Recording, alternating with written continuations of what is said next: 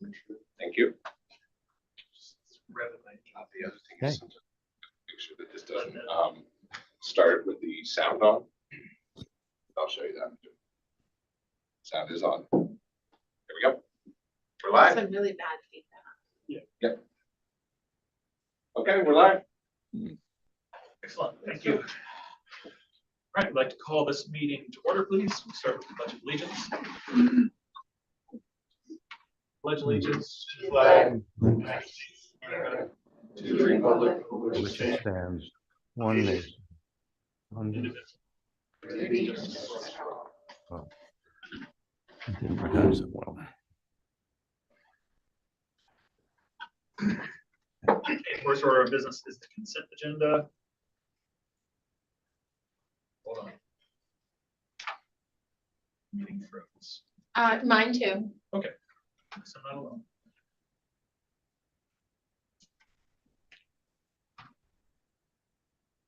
I don't know what to say if I don't have a meeting, so we'll just wait for this to I come know, I back.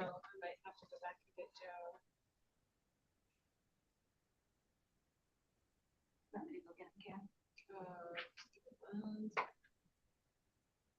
Oh, it kicked me all the way out. There you go. I did the refresh button, circle thing up at the top, this one here. Did it bring, are you all up now? No, no. So hit the little refresh button thing on your computer, see up here, at the top.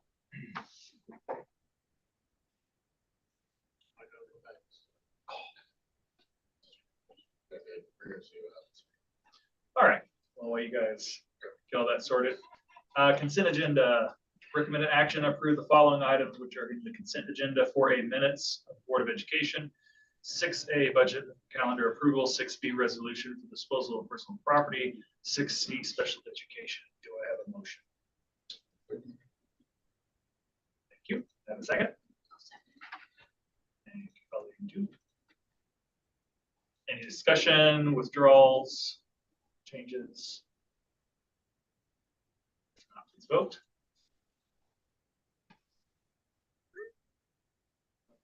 Ron, are you able to vote? I'm not seeing anything pop up, so aye. Okay. I'm going to abstain. So it's 5 yes, 1 abstention. Yep. Ron, you might have to like refresh your board docs. Okay, let me do that. Well, let me go to that. One moment. All right, next section is for the good of the cause, some information for the public, and we haven't had anything yet for a bit here. Don't have anything in there, and the public may address the board. Do we have any emails or There letters? are no emails. Okay, anyone present who's not already on the schedule? Okay. Brings us to reports for the board. First up is Adam DeSantis. Take it away.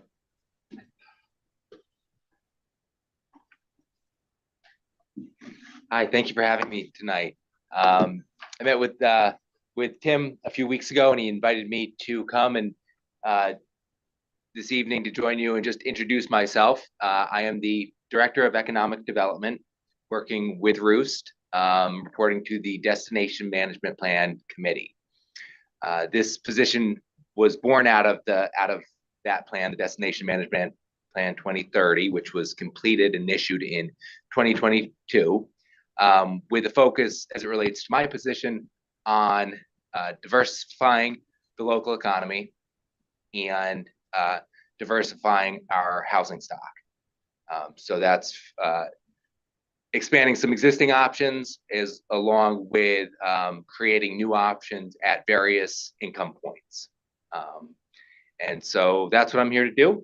I started back in about 6 weeks now, and I come based out of Albany, but have a home over in Jay. So I work out of the Roost office about 3 days a week, depending on what happens to be going on. But I come out of the senior housing industry. Started a company back in early 2000s, focused on independent senior housing, so non-medical senior housing and built over 500 units down in the Capital District, and hope to find some synergies with what I did there, and bring them up here. I also did, prior to COVID, before I sold out of my company, we were preparing to spin off an affiliate brand focused directly on low-income housing tax credit markets. And I know that there's been some of those projects in here, and we had taken a spin that was, or taking a look specifically towards a model that catered towards seniors, and seeing how we might be able to integrate that now up into this community. I will spend, I would say, 75% of my time focused on the town of North Elba, but we'll also have a view countywide. So one of the first things that I'm doing here in these first couple of weeks is meeting with all the town supervisors and the various boards, housing committees, economic development commissions throughout Essex County, and working with the local organizations and nonprofits like the Adirondack Foundation, and similar groups to build out my network and see what gains can be made towards building economic diversity and broadening availability to housing stock locally. I'm happy to answer any questions or give any more detail to anyone who might have a comment or questions. Open the floor for questions. You're relative to Florida. I do. Well, that's actually, I get asked that question probably weekly. It used to be more frequent than that. I have an uncle Ron, and he's in politics. He's just he's on my mother's side, so he's not that Uncle Ron. But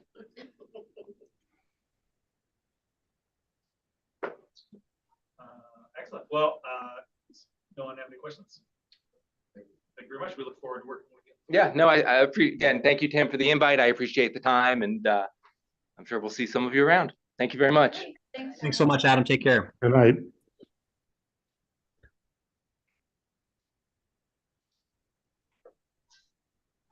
Next is the special education profile.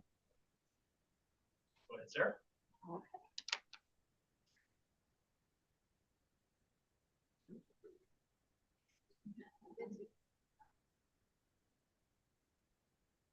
Ready? This one? Does it have to be- Yep.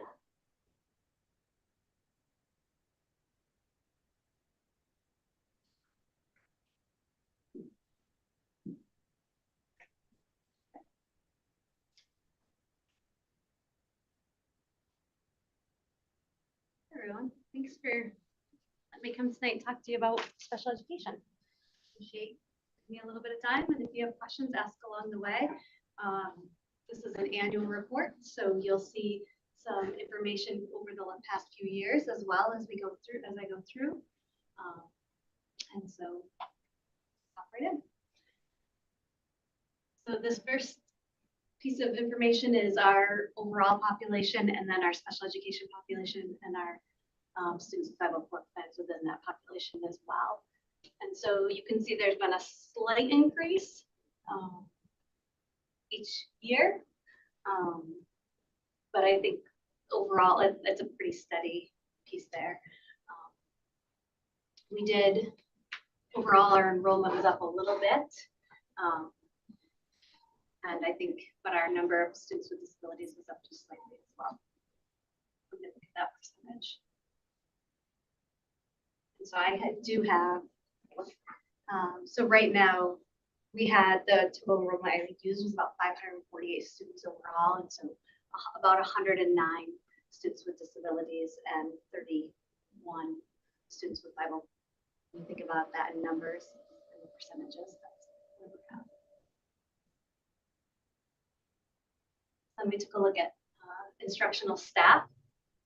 As you can see, the blue is our general education staff, then the green is special education staff, teachers specifically, special education teaching assistants is that yellow, related services, which is OT, PT, speech, counseling, that's that orange. And then the CSE chairperson, you'll see there's a slight increase because Miko Thum is here. She's helping as the middle high school chairperson, and I have Mel Frazier at the elementary who's helping as the elementary chairperson. So they're kind of split between the orange and the yellow. There's like a half and a half. So that made that percentage go up a little bit. And then I'm in there as well as the director of people personnel and chair.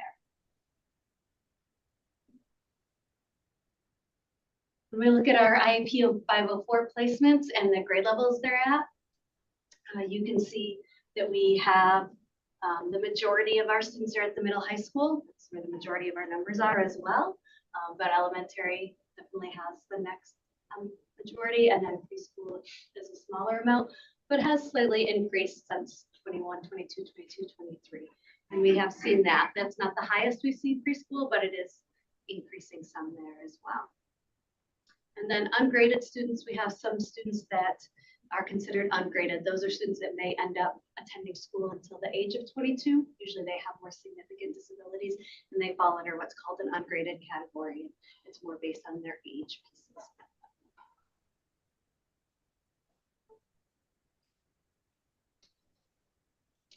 So we're required to provide a continuum of services. Dayton and I went to a meeting today and talked a lot about the continuum of services. So we do have a continuum of services within our district. Sometimes because we're small, sometimes we don't at one point have every single service on this list, but then sometimes we flex and services change and programs change. So currently, consultant teacher services, resource room services, those are the services that the majority of our students receive, and you'll see that in another slide. Consultant teacher services is when students are in the general education classroom. So they're sitting in their math class or they're sitting in their third grade class and their teacher is pushing in, the special ed teacher is pushing in. So they're still within the general education setting, the teacher is pushing in for that. Indirect consult, you see sometimes come through. That means the teacher's talking to the teacher at a different time frame. So they're not pushing into that classroom, but they're indirectly consulting with that teacher about that student. Resource room services are supplementary services to help students work on specific skills that they might be lacking. Related services, again, counseling, speech, PT, OT, we offer them both in the classroom setting. Sometimes those providers push in, and then sometimes they actually take students out too, depending on the student's needs. Integrated co-teaching services, it has a little star next to it. That's actually the only service that's not mandatory on the continuum. And it's kind of a service in between a special class and a consultant teacher. So if we have a student that maybe was in a special class and we think that they could be successful in the classroom, but they're going to need more support than maybe what a consultant teacher would get, then you look at integrated co-teaching. And we do have a few students that have that service. We do have 15-to-1 special classes at the elementary and the middle high school levels. We also have a 12-to-1 class as well, and 8-to-1 special classes. And so what happens, you can see the numbers in front are the numbers of students. So you can have 15 students in one teacher.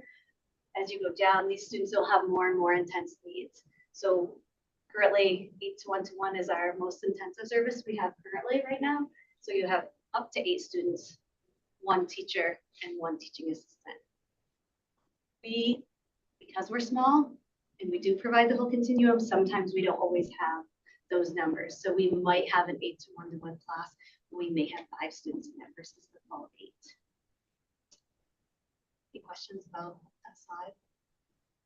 We also have, what's not specifically listed here is at times we have teacher of the visually impaired, and at times we have teacher of the deaf.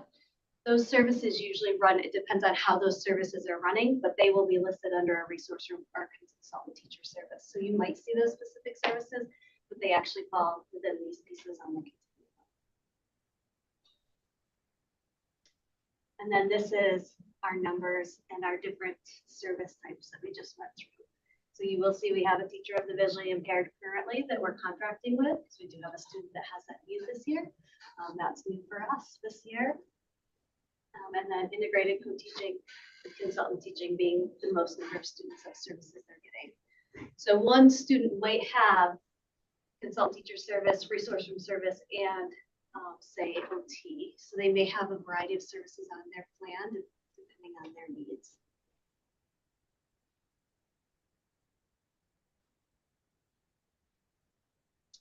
There are 13 different disability classifications. So we look at the disability classification breakdown.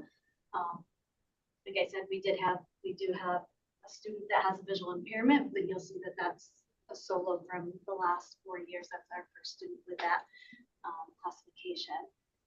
But then you will also see, like, so we were watching that our classification of autism was definitely going up. It's a little lower this year, but it's definitely a classification rate that you're seeing an increase in. That's not just us. That's kind of a plus and more. Learning disabilities, students with learning disability are definitely students that we service and have in our district that we are working with in a variety of ways. OHI stands for other health impairment. Sometimes you have students that have different health impairments that may not fit one of these categories, but they still need programs and services, and they might fall under OHI. Also, when we think about students that have attention deficit hyperactivity disorder, that falls under an OHI classification. When you're a preschool student, you're considered a preschool student with a disability. They don't break out those classifications, so that's why that's on there as well.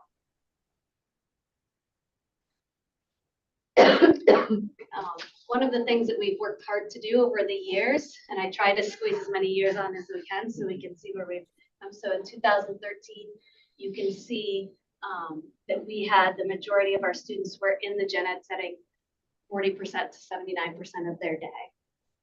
And not just us, many districts across the state realized we need to look at more least restrictive environment pieces. And so you can see we've worked hard to bring those numbers up.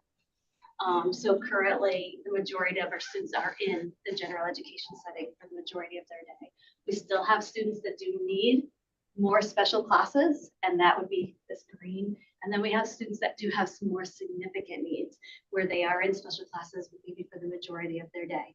And they have programs that are very tailored to that. But we try as much as we can to have students in with their peers.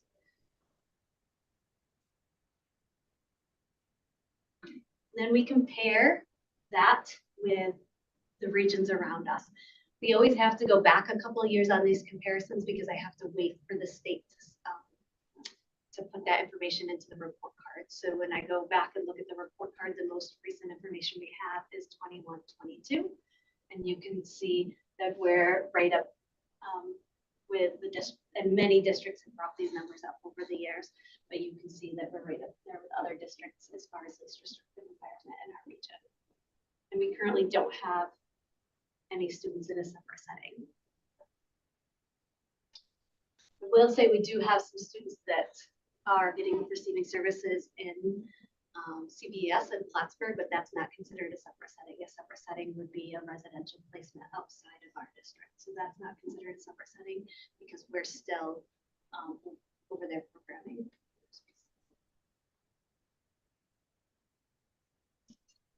So then we look at diploma and credential recipients.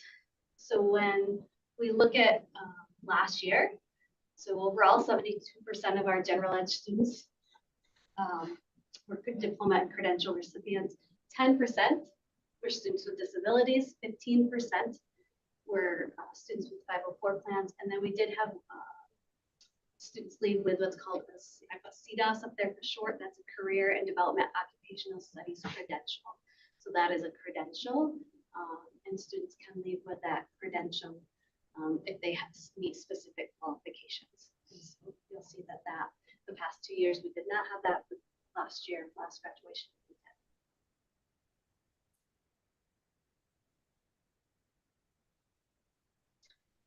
We take a look at our parentally placed in non-public elementary and secondary schools for students with disabilities. So when I look at this, we think about St. Agnes Falls, any of the schools that fall within our district that are non-public. So St. Agnes, Northwood, North Country School, we service students that have IEPs within those pieces. That depends on the school. So we do send related service providers to St. Agnes, North Country and Northwood. North Country School and Northwood School, they have those options of coming to us and receiving those services if that's needed as well.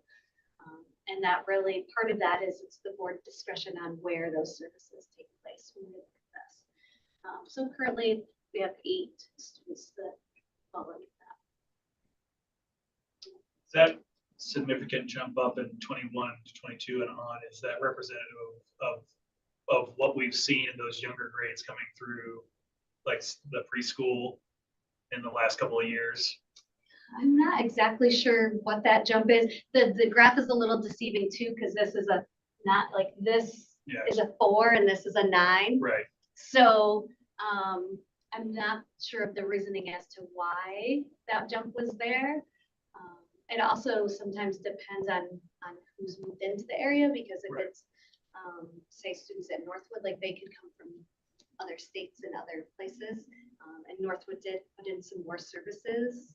I'd have to go back exactly what date that was, where they embedded some more services that might have drawn some more students in that had maybe some needs. So I would like to, I could look back and see if that correlates with that too. Just be interesting to see. Yeah, I can let you know. What is the extent of services offered to like Northwood and North Country? So a lot of them are, we offer them. A lot of times it's resource room once they're at that point, because they might have, let's say, some reading needs or some specific learning needs. Many times parents opt to, because Northwood does have a pretty robust student program there. Sometimes parents opt to just keep them there. So it's an option that's offered, but oftentimes parents don't send, they decide, no, they're going to get their, everything is going to come through Northwood School. We're happy with what they have there, but we do still make sure that their evaluations are up to date. So every 3 years they have to have updated evaluations. Those come to us often. And we also make sure that they know that they could receive services here if they would like, and what those would be. So we really, the majority of our services that are going out are probably at St. Agnes, where OT, PT, and speech providers go to provide those for our younger students that are there.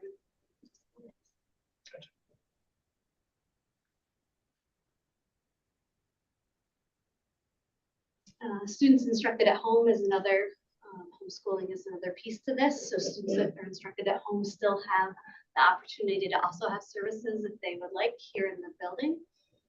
Currently, we only have a student that's doing that, that's having instruction at home. But we do also, same thing, updated evaluations and annual review meetings with them, the families as well.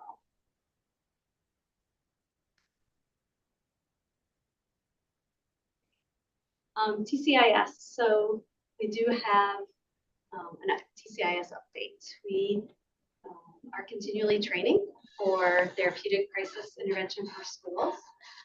This program, TCIS, I have up there what the benefits are, but it does work on helping staff members to understand how to handle a crisis or how to de-escalate students. We currently have 4 in-house trainers. Amy Gotham and myself are 2 of them. Jennifer Tuggy and Sonia Franklin are the other 2. We were recertified in September 2023. So that our certification every 2 years, we have to go back and be recertified. In September 2022, we had 9 fully trained staff. When we came in September 2023, we had 25 fully trained staff. And 7 more are currently going through the training right now. The initial training takes 4 to 5 days. And then there's refresher trainings that occur twice a year. And so this is going to become more critical because there's more pieces coming out from the state on all staff being trained in some types of de-escalation. And so Tim and I have just been talking about ways we make sure we provide those services to all of our staff. There are lots of the states very focused on physical interventions with students and the use of timeout rooms. And there's been a lot of changes to regulations with those. And so it's really important that people are aware of when there are emergencies and what to do. We need to respect our students. Does that also cover like incidences of violence between students, that kind of stuff? Yep, so there are some specific pieces on how to break up fights, how to help de-escalate students fights. Why I like this program is the main piece is de-escalation, like how do you stop it before it occurs? Because that's really where you wanna be involved and aware of the situations and how to help de-escalate them. But there are some pieces where if you needed to, if there was a fight and you needed to break it up, they train on some of those pieces as well. I may have missed it, but how often do we have situations where our current in-house staff either qualitatively or quantitatively is incapable of handling a special ed student in the district? Well, right now we have we had 109 students, so 106 of those students are like within our programming in-house. We have the 3 that are in BOCES program, which is a little more structured even than what we have here. So I think the majority of the time we're meeting the students' needs here, but there are times, just depending on the level of the students' needs, that we have to look outside. But those are pretty significant needs. We handle a lot of different needs in-house, a variety of needs in-house. And from a budgeting perspective, how is it handled when we have to go, for example, to BOCES or Plattsburgh or out of state or what? We pay it. Yeah. So we pay them at their rate. Yeah, and whatever it's, that would it's be. essentially like we use the, I'm gonna say CBA season, that's the sport thing, but it's CVS. CVES, thank you. Yeah, these are all too similar. So like we use that because in order to provide that service here, even though the cost to send them to Plattsburgh for that, the 3 students we have there is very high, it would be higher to do that program here. Now, there may come a time in the future where we have enough kids in that situation where it makes more sense to hire the staff and do that program here and then not send them to Plattsburgh. But until that point, it makes more sense to send them. And could somebody from, let's say, Saranac Lake come in here and then they would pay us? Well, that's an interesting question. Some parent over there would say, I want to So- have them from Saranac Lake. I want them in my class. I know there's a lot of hypothetical stuff. There are regional conversations about services and sharing. There are a lot of logistical pieces.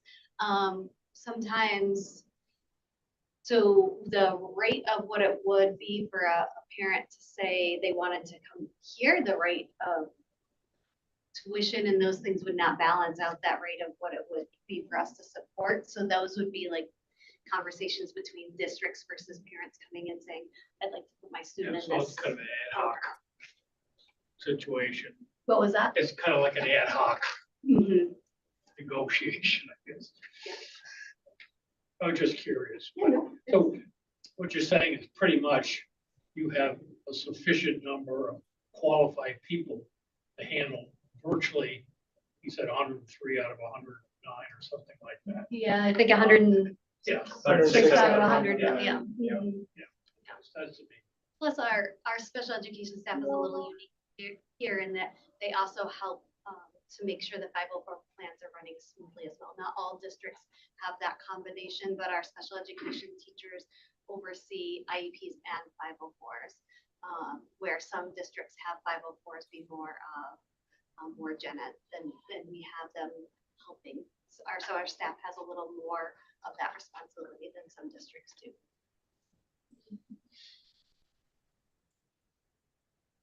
Any other questions? Anyone else? Thank you very much, Sarah.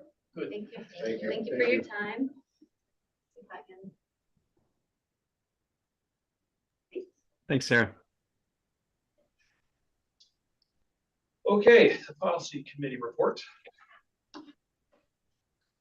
All right, so the committee met, and I made a note in there with comments for the board, but we do have 2 new representatives on the committee, both of which the parents are parents of elementary students. So it's nice to have that background. We didn't have it previously. Our parent representatives had children who aged into the middle high school. So Eli Schwartzberg and Lisa Carter joined the committee. So we're grateful for them.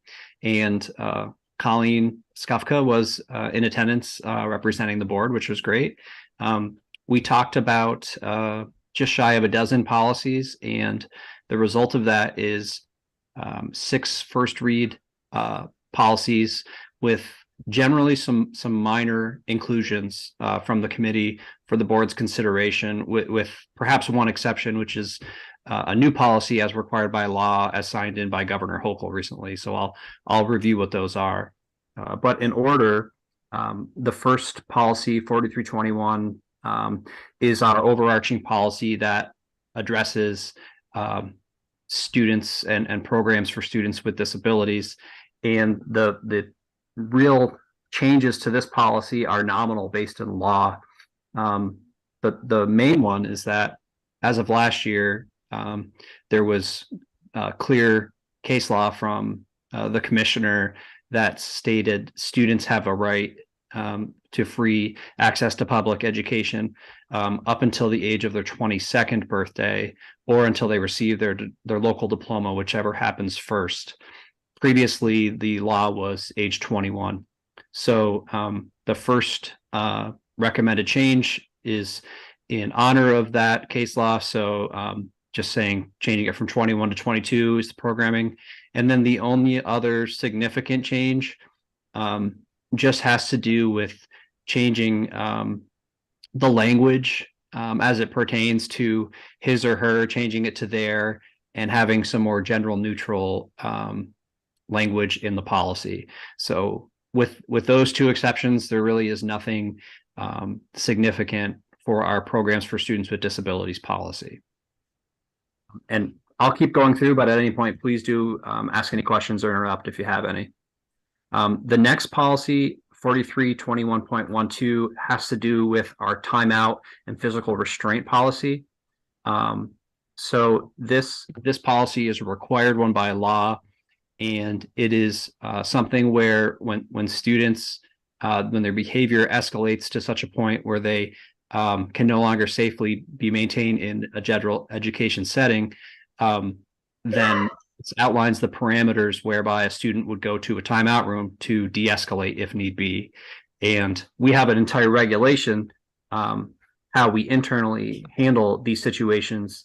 And I think our protocols are very sound with regards to that. But from the policy standpoint, the main thing here is that this policy previously only applied to students with disabilities.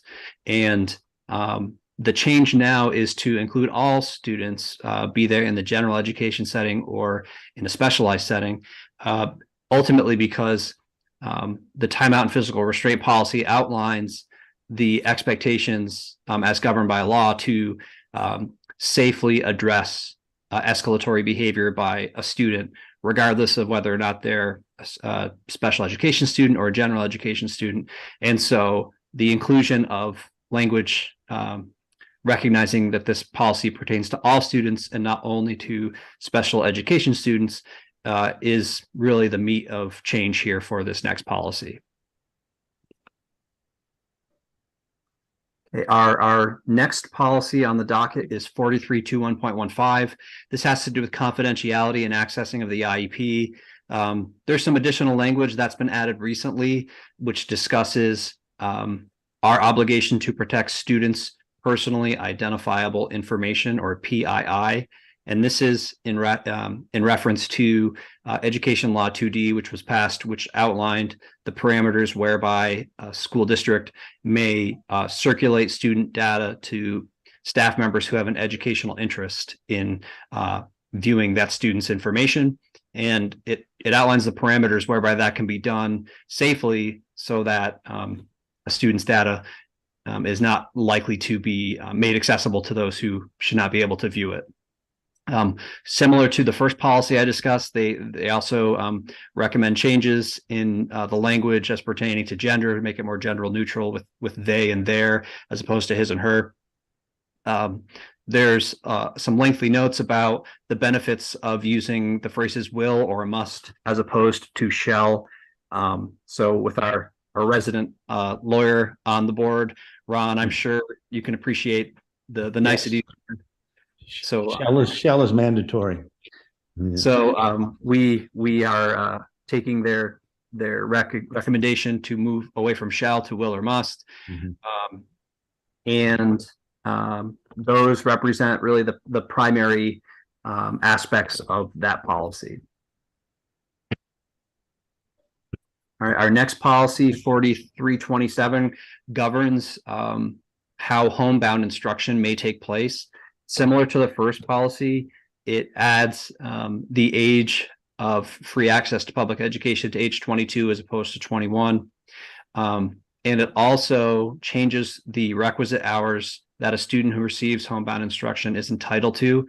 Until last year, students were entitled to 2 hours a day of tutoring.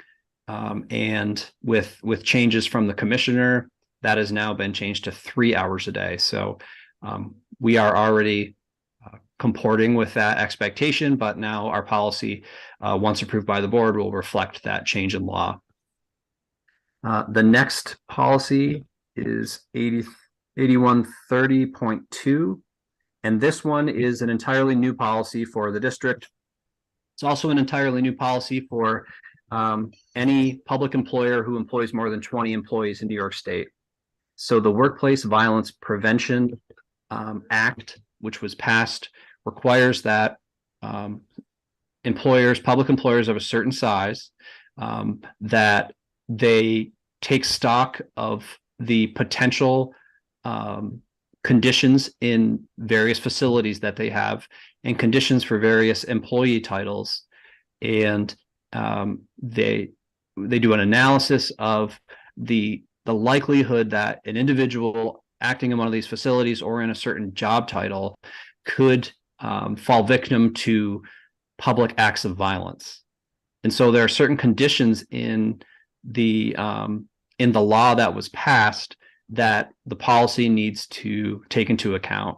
Just anecdotally, all of our facilities, from the bus garage, educational buildings, to the central office that you're sitting in now, all of those have to be analyzed to determine where the exits are, to determine the level of access and egress that members of the public may have. And then we're supposed to note things as important as how well lit are the parking lots in respective areas. And if you are in a position where you work late and you're the only person in a building as a night custodian, theoretically, to what degree does that escalate your risk of potential harm if a member of the public wished to cause harm upon you?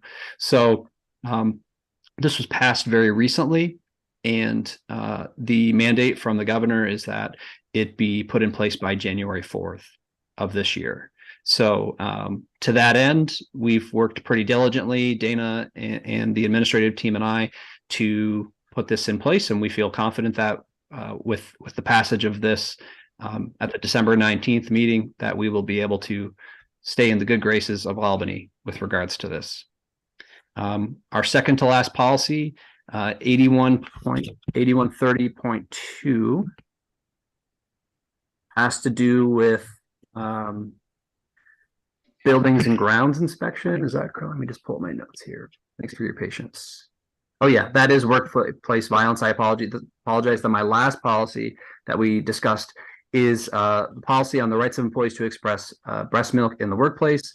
We presently have facilities in both of our settings for nursing mothers to fulfill this requirement by law, as laid out by the Department of Labor. And so this policy basically just seeks to codify that which we already have in place and will continue to have in place in the future. So those are the policies that the committee reviewed, and that's the cliff notes, as it were. Colleen Skufka, anything to add from your perspective? No, not necessarily. Good summary. I had a question, if you don't mind. Can you hear me? I can, thanks, yeah. So in regards to the time and physical restraint, I was just reading the policy, and I think this is a good thing to have in black and white. I deal with this every day at my profession.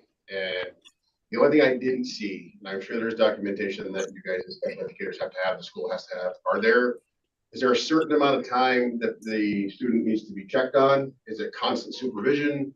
Because dealing with what I do for a living and watching things go bad, something happen to a student and then have a staff member get, hemmed up for something. So is there a check sheet like every 15 minutes or is it constant supervision? Is there a 2-hour,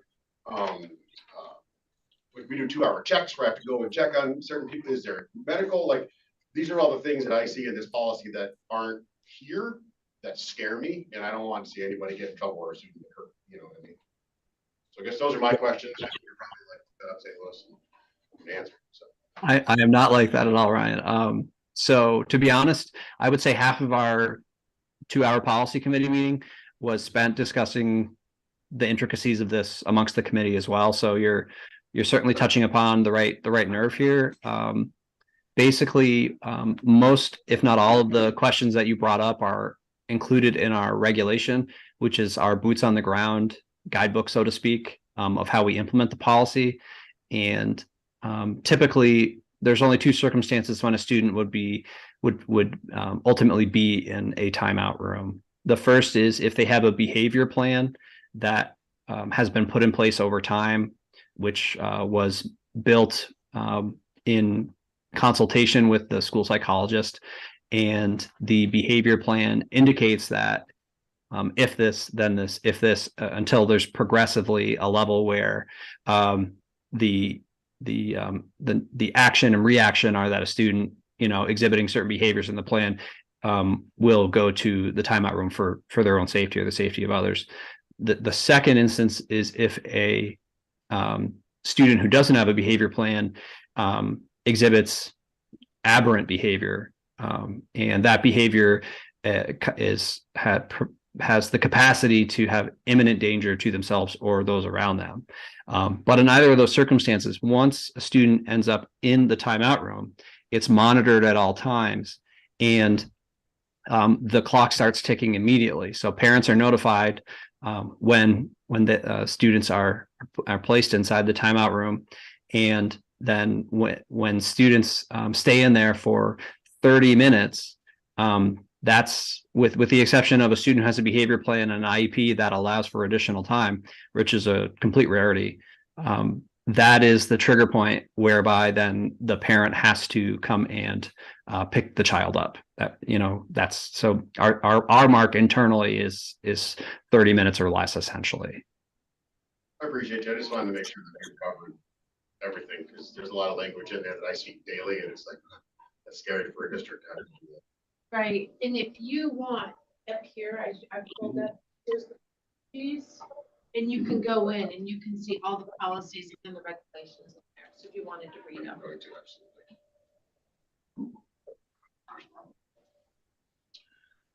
Thank you, Ryan. Any other questions?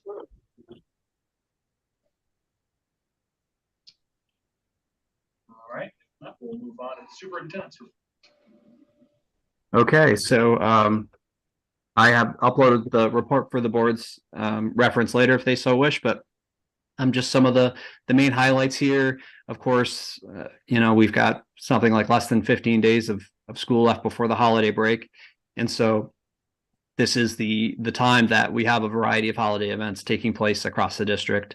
At the elementary school, this Thursday, there's a holiday art show at the Lake Placid Library from 4:30 to 6:30. This is going to showcase artwork from our K-5 student population.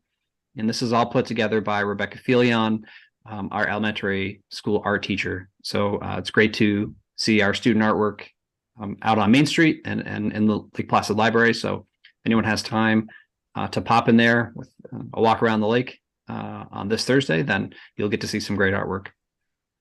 The parent-teacher organization group for the elementary school, Friends, is assisting in putting on the holiday shopping, which takes place at the elementary school, and that's during all of next week. So this gives students a chance to select some items to give to loved ones during the holidays, and to give them a little taste of a holiday shopping experience within the confines of a room at the elementary school. So we're appreciative that Friends is doing that. This has become an annual tradition for them to put that on. Elementary students will also be going to the Whiteface Lodge. So that will take place on December 19th. This is certainly one of the hallmarks of the season for the students. They have an opportunity to ice skate and sled and sit around the fire and roast marshmallows and all of the Norman Rockwellian type activities one would hope for in Lake Placid at this time of year. And hopefully there'll even be snow for them. We shall see. And then finally, just the last week leading up to the actual break, the students will participate in a candy cane day, interesting sweater day, which I am told is a euphemism for ugly sweater day. So I appreciate that we're putting our best foot forward there, and Polar Express Day. So that's some of the highlights that are taking place at the elementary school in the near days and weeks. At the middle high school, similar things are taking place in honor of the season. So the middle school holiday concerts are coming up. The first is December 14th. And that is for the middle school students, and the second is December 20th. Both of the concerts happen in collaboration with the Art and Technology Department's showcase, which is great. So hopefully we have great participation on the 14th and the 20th, celebrating our student musicians, artists, and technology students. Our student council is organizing a Spirit Week as well. And for an added spin, something new. This is a throwback to those of you who may remember Burl Ives and the Singing Snowman from the Rudolph the Red-Nosed Reindeer film in the 1950s. The character of the abominable snowman is known as a Bumble, and a Where's Waldo type contest is taking place for the rest of December. Can you stumble upon Bumble? So if you can find Bumble, then I believe you can go to the main office at the middle high school and have a prize. So good stuff. And I believe that other aspects of the student council's Spirit Week include an ugly sweater contest, and they've made the decision to use the word ugly as a badge of honor. So be the case. Emergency preparedness, just moving on to some of the things that have already taken place. Prior to Thanksgiving, our last day before the break, both the middle high school and elementary school conducted their emergency drills. This included a test of our evacuation and going to our emergency evacuation sites. The building response teams reported that these practices went well. Always opportunities for us to fix and tweak little details here and there, but generally our preparedness is sound based upon the drills that were taking place. And moving along to another initiative of importance in the district, which is our promotion of wellness. One of the goals that we've had this year is to promote student wellness with a variety of events and to increase the number of staff wellness events, both of which are certainly we're making excellent progress on. Our staff wellness committee is being co-chaired this year by two members of the LPEA. Aileen O'Connors, our middle high school psychologist, and Katrina Croha is an elementary school teaching assistant. And both Aileen and Katrina and the wellness committee have really made great inroads in our efforts with regards to staff wellness. So they put a monthly email out, sharing out a newsletter with different wellness activities. They've secured different discounts from businesses in the community for staff. And they're already planning the annual wellness day that we do for the staff in March. So we certainly appreciate all of their efforts. And another very positive development is that we are planning a wellness day for students in May. So a student wellness day is being planned by members of the physical education, music, and art departments. So this is the first time that this has been planned, but we're excited. And this has been to some degree spearheaded by middle high school PE teacher David Snyder. So we appreciate his work and the efforts of the department members who are helping to see that come to fruition. And then on perhaps a more rosy note involving our technology, we finally have Wi-Fi upgrades beginning across the district after roughly 2 years of lying in wait and many boxes strewn about the central office for the better part of the last 6 months. Thankfully, the supply chain bottlenecks and limited installation dates have all seemingly gone to the wayside, and now we are finally making the necessary upgrades to our systems that are so important. So this work was really the importance of it was laid bare when the district became a one-to-one district with regards to technology and computers in the hands of students, which was some degree expedited by COVID. So now with these upgrades taking place, our system will be much more modern, it'll be faster, and it can certainly handle the load that will be placed on them by having such a greater reliance on technology. And just as a final note, there are a litany of events in December by date that I've included at the end of my report. So if you're wondering about any things you might like to check out over the next several weeks, they are there for your perusal. And that is my report. Thanks, Tim. Any questions or comments? Is the Student Wellness Day, is that just Senior Skip Day? I don't know that. I can't say that with certainty, Mr. Katz. We shall see. It's the first time it's been done, so we're excited. So hopefully the weather holds up. Awesome. Right. Information for the board. You'll see the ECA report and some dates for the rest of the year here. Soon we'll be writing 2024. Well, we'll be writing 2023. Scribble out the 3 then read for. And then you also see some executive content about upcoming school board elections, some other things there. So please take a look at that. And Ron texted me and told me he had to leave at 6:56 now. Oh, okay. Alrighty. 4A was in consent. Brings us to the personnel agenda. Recommended action, approve the following items which are included in the consent agenda. 5C, teaching staff intermittent unpaid leave of absence. 5F, CSEA employee sick leave time requests. Do I have a motion? So moved. Over here. All right. Any comments, changes? If not, then please vote.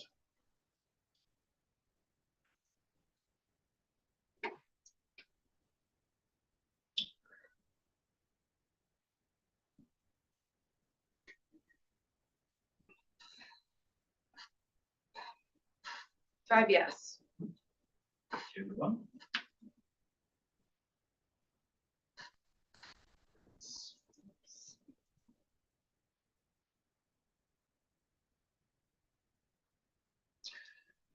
Okay, so to teaching assistant tenure recommendation.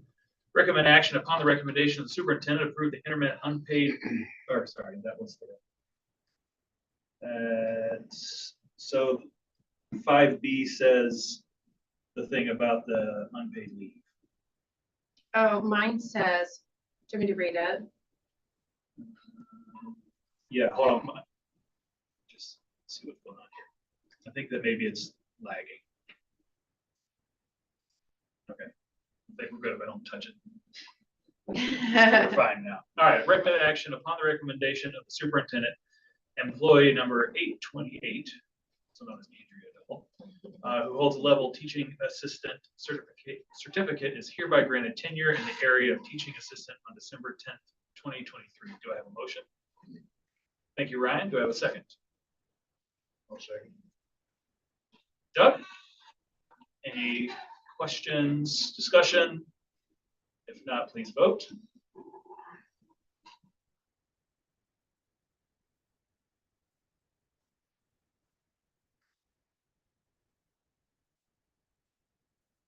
Five yes. All right, thank you very much, and congratulations to Andrea, and thank you for service to the district and continued dedication. All right, that takes us, let's see, teaching staff retirement.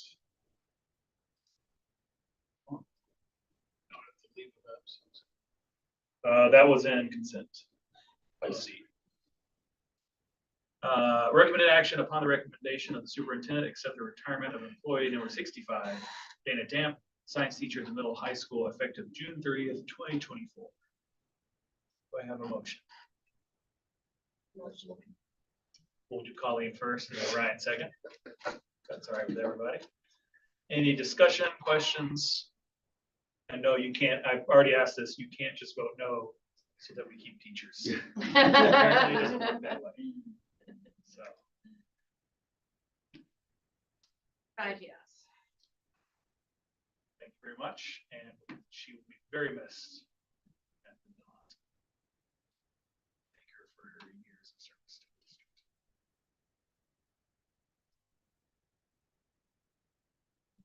There we go. I didn't want to retire her twice. Okay. Recommended action upon the recommendation of the superintendent, accept the retirement of employee number 42, Kathy Briggs, music teacher at the elementary school, effective June 30th, 2024. Do I have a motion? I'll second. John, and thank you, Doug. Any discussions, questions? Not, please vote.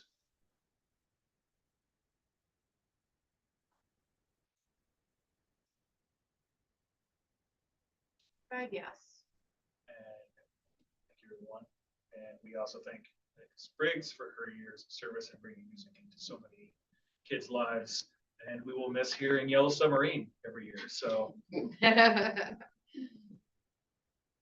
think every year that, yeah, we've lived here 11 years, so I've heard it 11 times. But I love it every time. It's one of my favorite is watching all those kids sing Yellow Submarine. So it's the best. All right. 5F was in consent. I would just like to comment, I think that it's a great change in policy for our district to offer this extension of sick leave for our employees. And I think going forward, it's a much better way for us to treat our employees and making sure that we keep quality employees. We're treating them with respect, and instead of begging for sick days and some sort of strange pool situation. I think this is a much better way forward. This is a good proud moment for the district. I think a little pat on the back, but for us. But I just think that this is a good way moving forward to treat our employees. But it's already approved, so it doesn't matter. All right, so that brings us to the next for the good of the cause. We ruffle any feathers online. There are no No, emails. Yelp reviews. No Yelp reviews that we can address. Yeah. Oh gosh, could you imagine the school Wow. Yelp page? Linking goals with agenda items.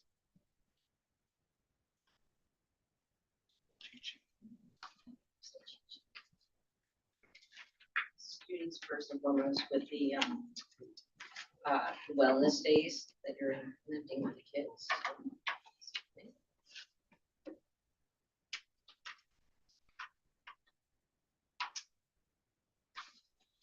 All sorts of papers in here. Not the one I want. There we go. All right. Any others?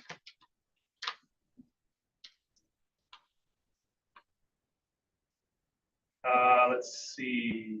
I'd say the wireless upgrade in Tim's would be under technology.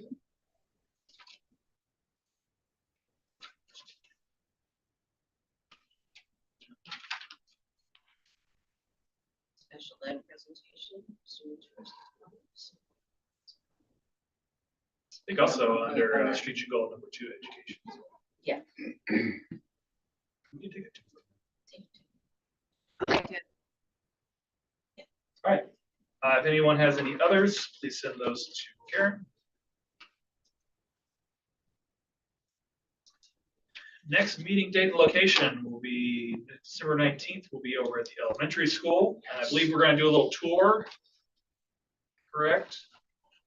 That is correct. Some new spaces to see. I see that we're not brave enough though to start the meeting at 5, so we have overlap with the after-school program, so we can experience some of the aftermath. You come sit on the court and just watch Yeah. it from my house if you want. Yeah, it's great. I love picking up my daughter from there.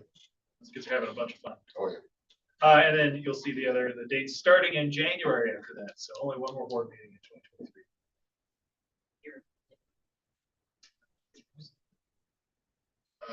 Don't forget to put your sign out saying where the meeting is. Full side, I do every year. I get a lot of strange looks. I'm just waiting for you to have some takers that actually show up here. They just laugh when I. All right. Oh, I skipped over 6, didn't I? All right, let's hop back up to 6. They were all on consent. Well, those were all on consent. Then we have to vote A or B Oh, yeah. on 6A. That should have been a consent. You approve both. All right, so I We guess discuss this, Tim suggested that we discuss the options. yeah, it was an oversight that it was in consent. So we just had to Thank pull you it for out. picking up. Well, I knew I was like, Snooze and lose. yeah, exactly. Apparently. Well, you So could let's- choose A or B. Let's pull that out of consent. So what I did was, if you'll see up here, I added the motion and it's not in consent, so you have to actually vote on it. All right, perfect. All right, so let's go back up to 6A. Sorry, everybody. Got excited, you get to the second half. Start trucking there. All right, so the recommended action, budget calendar for the development of the 2024-2025 school budget as per the attached marked Exhibit A or Exhibit B. So we have to first decide what we're going to vote on and then vote on it. Okay. So we need a motion to discuss. Can I make a comment? Well, you got a motion. Make a motion. I'd like to talk about option C. Okay, so that's for discussion. Wait, Yeah. so Okay, so- somebody want to make a first and a second? John is gonna Discussion? make the motion for this one. Anybody want to second that? Doug will second it. All right, and now it is open for discussion. Okay, I read those two. Given the few people who even vote, which is approximately 10% of the people, and the fact that we hardly ever get anybody showing up on these things, I would like to suggest that we alternate years between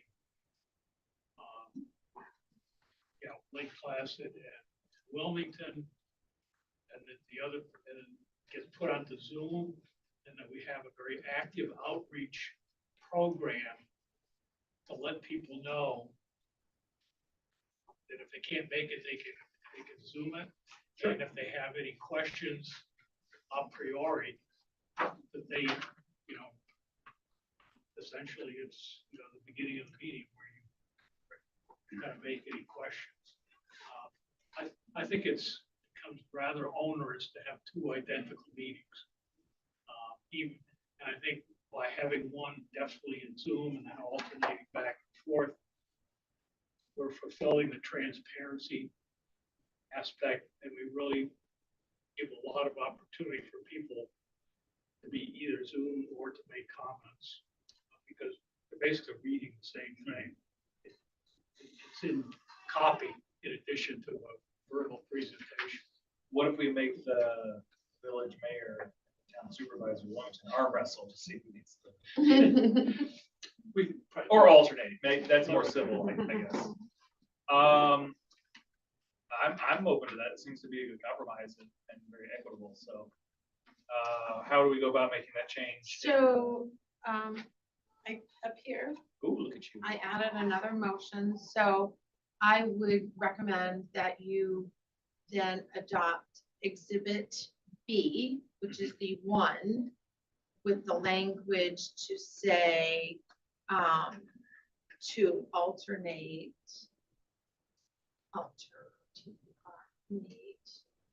from Lake Placid and Wilmington each year. Yeah, because the way it's structured, it says Wilmington. Yeah. And I just, since it Wilmington or Lake Placid, an alternate year. Yeah, think For that the sounds like a hearing, great and compromise. to alternate the hearing. Way to go, John. Budget. Something to take back to the voters in And the reelection. I also think that there should be something in there that we make very active efforts to make sure that it's publicized and that people can either go in person or Zoom. Yep. Where they can ask questions in advance. And we still do like the mailers. So, We do the mailers, we have a public notice we have to do. Yeah. So, I mean, But I think that satisfies Mhm. the requirement that I would have is that we're making every effort we possibly can to allow everybody to go to one or both of those meetings. absolutely, I think it's great. All right, okay, so I have the motion right now, approve the budget calendar for the development of the 24-25 school budget as per the attached mark as Exhibit B to alternate the budget hearing from Lake Placid and Wilmington each year. That's how the motion reads right now. Is that okay? sounds good to me. Yeah, Okay, so I need a first and a second again. I'll make a motion. All right, there you go, John, and then Ryan's got the second. The new guys. That's right, thanks. Causing all sorts. No, I agree, because when you talk to some of the town people, in Wilmington, they always feel like it's left in the dark. Not do that, you know, which is good.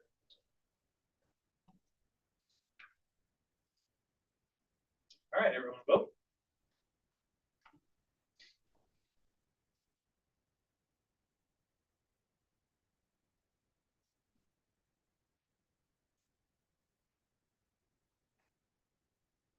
Five yes. Great. Passes. Thank All you so right. much for your remembering that, Dan. Well, I just was so nervous about remembering to choose before we voted. I know, and That- I didn't pull it up. Tim, what do you think about that? Tim? I think it's an artful solution. That's. Put a ball on the head. Yeah, that's right. Rest on your laurels from here on out. All right, so that brings us down to 9B, old agenda topics. Does anybody have any old business they'd like to bring up? New agenda topics. I would like to suggest one. It's a little tricky because of how I've learned this information. So I know that we have a growing English as a second language student population in our district. And I've heard that we are also having to work with the families to get them services that they need as well. And like, it's becoming something that is requiring, we definitely need probably more translators. And I mean, our goodness, are we at the point where we need a Spanish speaking social worker to help with immigration policies and healthcare and all that kind of stuff. So I think it would behoove us to start putting on our radar how we're going to get ahead of that so that we can be prepared when those families, do show up in our district, because it seems like it's happening with increasing regularity.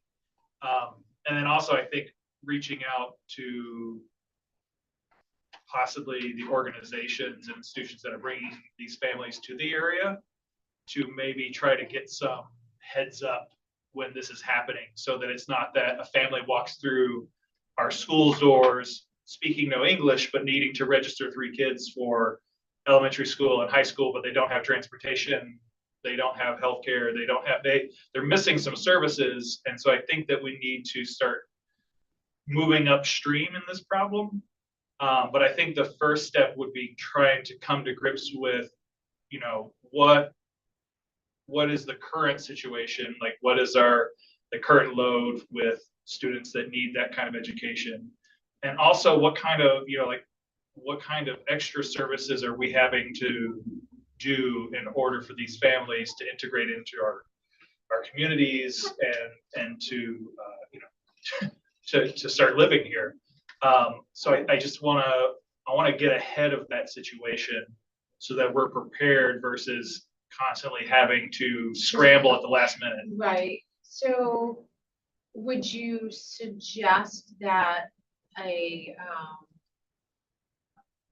pamphlet, flyer, something be put together for the employers to hand to these people when they're. I don't know if we're coming like in. that, I don't know if we're there and that, like that far into like what the solution is. I think the first would be just to get some data. Do the town and village have any resources along those lines already? What do they see Yeah, more broadly in the community? yeah. Is this a problem or So, even on the radar? you know, I think like similar to like Ron's like civics request, like getting some sort of like report from the district involving whoever it has to involve on like what's going on currently. And then maybe so that we can start planning ways that we can be proactive and getting the services that those families need. And then, you know, and then also understanding, like, I mean, we're going into the budget season. Are we gonna have to add to the budget positions to cover those, you know, I mean, because are we at 30 students yet? I mean, I know a while ago it was like 19, and then I feel like I've heard of several new families moving in. So are we at 30? Probably not 30 yet, but we're probably approaching. Probably approaching 30. So that's, I'd have to look. I think we might, mid-20s, I think is probably closer. Yeah. I have some of that, just not the Let's last. bring DeSantis back and see what he's doing. Diversity in the community. yeah. And so I think that's, you know, I mean, that it seems to be that certain companies and, you know, certain businesses in town are using these employment solutions, which is great and welcome to the community. It's great that they have students, but this is going to increase the amount of services we're going to have to offer in a very specific way. And so I wanted to position the district in the next year well, and that so that we are ready and we have a system in place, because obviously somebody knows these families are moving here. Right, before they're they being show offered up. a job. Right, exactly. Yeah. so I think that we just need to find a way to move our involvement upstream in that process so that, you know, we know like, hey, 2 months from now, 3 families are moving in. So, so anyway, that's just something that I think that we should start to, and so we can, you know, talk in the agenda setting meeting as far as like what we think the agenda item needs to be, but I think that it's a topic that we're going to need to start discussing ahead of the budget process. Specifically. Ryan, did you have something to say? It's just my law enforcement, right? I was wondering if, you know, immigration and, you know, those services, because any J1s that come in or any families that move here to try to get jobs, they have to file paperwork with immigration. They might be able to give us the numbers or the forecast of, you know, how many families are moving to Yeah. town in local areas. And we might be able to start getting ahead of it by at least knowing, hey, there's 10 Spanish-speaking families that are coming to town. They all want to come school here. My understanding You know? is that there's a company that does employment placements like this that several large employers are utilizing. So there's obviously these people are, you know, these families are moving here, somebody's getting a job here. Yeah.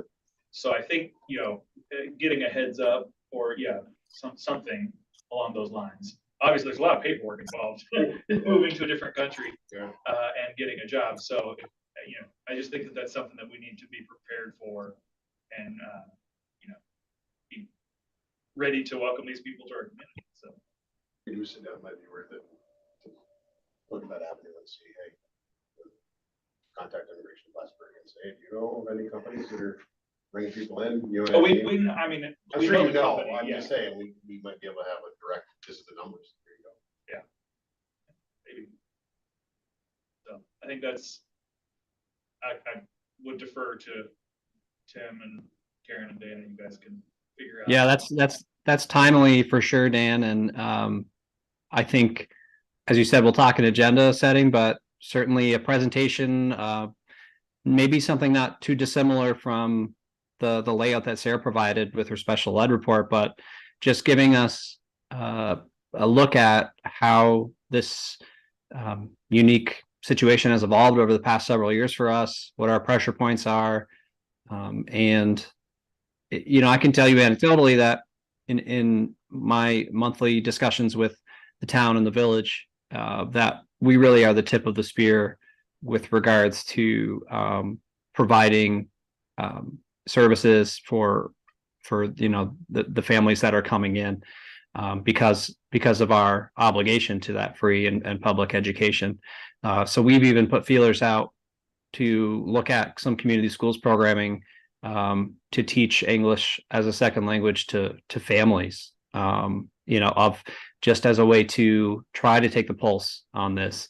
But Ryan, I think your suggestion of going directly to the administration that has the pulse on this from a legal perspective is a great idea. So I think we can put together some nice information, and probably will be something that we'll want to track for the duration, because until something changes of significance for us. Great. All right, any other new agenda topics?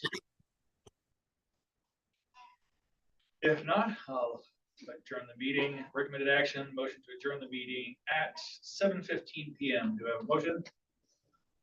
Thank you, Colleen. Brian, second. All those in favor?